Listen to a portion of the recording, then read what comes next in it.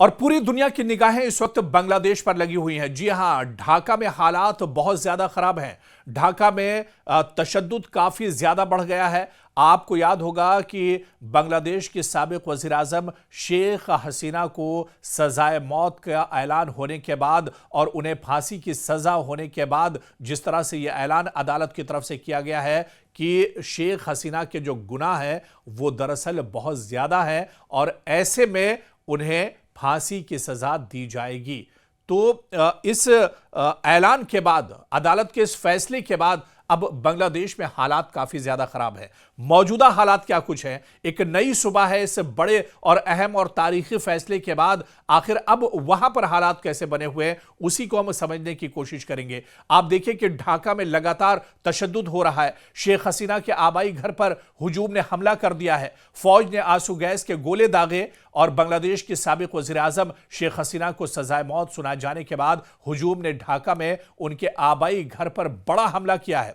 वही तारीखी इमारत है जहां उनके वालिद और बांग्लादेश के बानी बंगबंधु शेख मुजीबुर रहमान को 1975 में कत्ल कर दिया गया था। फैसले के बाद मुश्तइल हुजूम ने 2 जेसीबी मशीनों से मकान के बाकियात को मिसमार करने की कोशिश की, जिस पर पुलिस, बीजीबी और फौज को आंसू गैस और लाठीचार्ज करना पड़ा।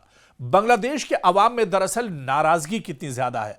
आप देखिए कि जहां पर साबिक वजीर आजम दरअसल अब बांग्लादेश के अंदर नहीं है, हालांकि उन पर एक लंबे इंतजार के बाद यह पूरा मामला चलाया जा रहा था और काफी वक्त से इस पूरे मामले पर सुनवाई हो रही थी अदालत के अंदर, और अब अदालत ने इतना बड़ा फैसला दिया है और इस फैसले के बाद भी आवाम का जो गुस्सा है वो थमने का नाम नहीं ले रहा है।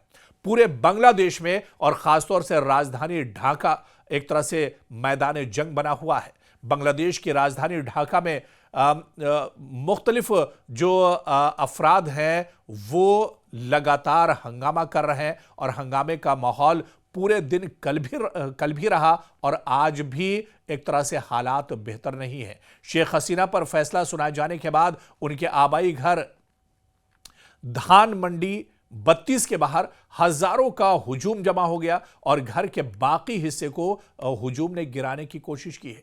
हालात काबू से बाहर होने पर पुलिस, बॉर्डर गार्ड्स, बांग्लादेश और फौज ने लाठीचार्ज और आंसू गैस का सहारा लिया है।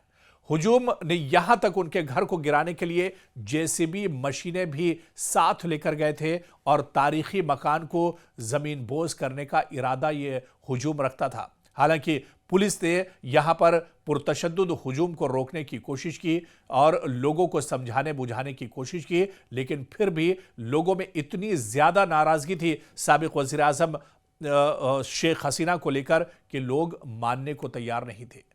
दरअसल ये वाकयात उस वक्त रूनुमा हुए हैं जब एक खुसूसी अदालत ने शेख हसीना को जुलाई 2024 के तलबा के एहतजाज को मुबैना तौर पर दबाने के इल्जाम में सजाए मौत सुनाई है। यह फैसला शेख हसीना की गैर मौजूदगी में सुनाया गया क्योंकि वो गुज़िश्ता साल इख्तिदार से बेदखल होने के बाद मुल्क छोड़कर चली गई थी। धान मंडी 32 सिर्फ एक घर नहीं है बल्कि बांग्लादेश की तारीख की अलामत है। यहीं पर 1975 में बंगबंधु शेख मुजीबुर रहमान को कत्ल कर दिया गया था।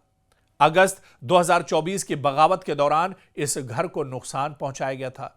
उस वक्त मुजाहिरीन ने इसे नजर आतिश कर दिया था और दीवारें तोड़ दी थी। साल 2024 में इधर मुजाहिरीन ने नारे लगाए, हसीना एक कातिल है और जुल्म और आमरियत से इंतकाम लिया जाएगा। उधर फरवरी 2025 में दूसरी बार घर में तोड़फोड़ की गई और अब तीसरी बार इसे निशाना बनाया गया है।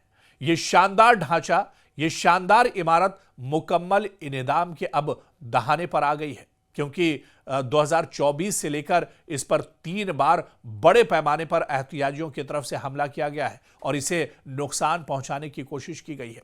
आप देखिए कि लगातार झड़पें जारी हैं, यहां तक कि 11:30 बजे से शाम तक लगातार यह तशद्दुद कल ढाका में जारी रहा। सिक्योरिटी फोर्सेस ने सड़कों पर रुकावटें खड़ी की और हुजूम को घरों से इस घर से जो शेख मुजीबुर रहमान का, शेख हसीना का घर है, उससे दूर रहने की कोशिश की। लेकिन तलबा ग्रुप, अपोजिशन के हामियों और मकामी लोगों की बड़ी तादाद लगातार इस घर के पास मौजूद रही, क्योंकि जो लोगों की नाराजगी थी, लोग ये चाहते थे कि जो निशानात हैं, जो बाकियात हैं, उन्हें भी पूरे तौर से खत्म कर दिया जाए। इधर सिक्योरिटी फोर्सेस ने बाज इलाकों में रबर की गोलियां और साउंड ग्रेनेड्स का भी इस्तेमाल किया। इत्तलात के मुताबिक मुतादिद मुजाहिरीन और पुलिस एहलकार जख्मी हुए हैं इस हंगामे में। हालांकि सरकारी आदादोशुमार जारी नहीं किए गए हैं। मीरपुर रोड पर ट्रैफिक तकरीबन 6 घंटे तक रुका रहा और आसपास की दुकानों ने हिफाजत के लिए अपने शटर भी बंद कर दिए थे। यानी यह हंगामा सिर्फ एक शहर तक नहीं, बल्कि बांग्लादेश के अलग अलग शहरों में, बांग्लादेश के दूर दराज के इलाकों में और पूरे मुल्क में इसका असर एक तरह से देखने को मिल रहा है। बांग्लादेश की साबिक वज़ीर-ए-आज़म शेख हसीना वाजिद को इंटरनेशनल क्राइम्स ट्राइब्यूनल ने मौत की सजा सुनाई है। इन्हें इंसानियत के खिलाफ जराइम का मुर्तकिब पाया गया है। साबिक वज़ीर-ए-आज़म शेख हसीना के खिलाफ इंसानियत के खिलाफ जराइम और कत्ल समेत मजमूई तौर पर 5 मुकदमात ज़ेर-ए-इल्तिवा थे, जिन पर 3 रुकनी ट्राइब्यूनल ने 453 सफ़हात पर मुश्तमिल बड़ा और तारीखी फैसला सुनाया है। ट्राइब्यूनल ने इन्हें मुख्तलिफ मुकदमात में कसूरवार करार देते हुए मौत की सजा सुनाई है। ट्राइब्यूनल की सरबराही जस्टिस मोहम्मद गुलाम मुर्तज़ा कर रहे थे और आईटीसी जज के मुताबिक यह बहुत बड़ा मामला था, इसलिए 6 हिस्सों में यह फैसला सुनाया गया है और 6 हिस्सों में इस फैसले को एक तरह से बांटा गया है।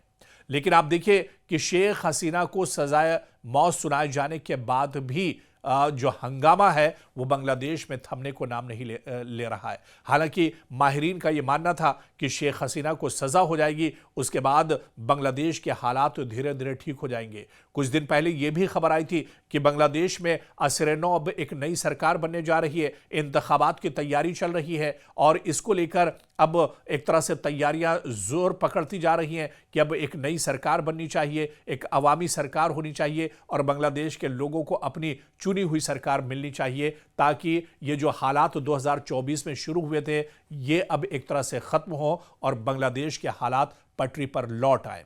लेकिन अब जिस तरह से साबिक वज़ीर-ए-आज़म शेख हसीना को सजा सुनाई गई है, उन्हें फांसी की सजा दी गई है, सजा का ऐलान किया गया है, ऐसे में अब यह माना जा रहा है कि ये नाराजगी लोगों की अब धीरे धीरे कम होगी। लोग अब अपने काम की तरफ एक तरह से बढ़ेंगे और नए सिरे से बांग्लादेश में इंतखाबात होंगे और इन इंतखाबात के बाद बांग्लादेश की जो शान रफ्ता है, यहां का जो माहौल है, वो एक तरह से पटरी पर लौट आएगा और एक बार यहां पर जिंदगी फिर से बहाल हो सकेगी। यानी पिछले 2 सालों में बांग्लादेश के हालात बहुत ज्यादा खराब रहे हैं, लेकिन अब 2 साल के इंतजार के बाद लगातार, चाहे बांग्लादेश की इकोनॉमी की बात करें, यहां पर एजुकेशन की बात करें, यहां पर समाजी सेक्टर की बात करें, सभी पर इसका मनफी असर पड़ा था और बहुत ज्यादा नुकसान बांग्लादेश और बांग्लादेश की आवाम को लगातार उठाना पड़ा है।